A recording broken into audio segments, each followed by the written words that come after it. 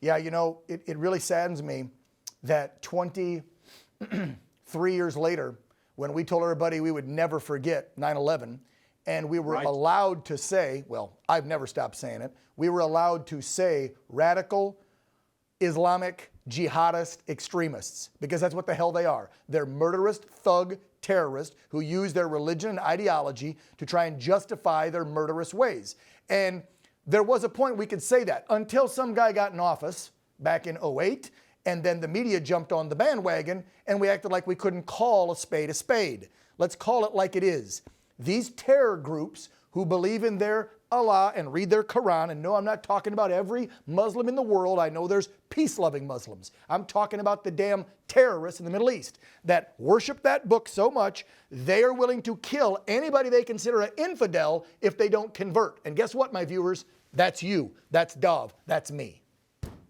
Absolutely. And look, and by the way, who's responsible for the people in Gaza, the people in Lebanon, the quote, innocent people who are dying? Who's responsible? Who's using mosques, schools, UNRWA offices, and you name it, using those places as to shoot missiles at Israel? I want to ask every American that has a problem with what Israel is doing, if your community was under attack with missiles today, tomorrow, California, New York, New Jersey, you name the place in America, if God forbid it was happening in America, and our enemies were hiding behind civilians, would you tell the American government, listen, let's just forget about it? Let's just forget about it.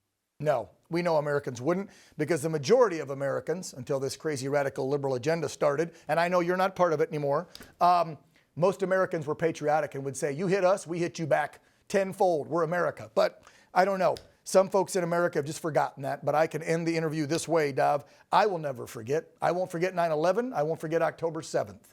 And Dov, thank you for coming on to discuss this somber anniversary today. Again, I apologize for getting a little heated at the beginning, but no, this is just... Please. You are an amazing American. You love your country, and it's beautiful to see your heart and soul on public display.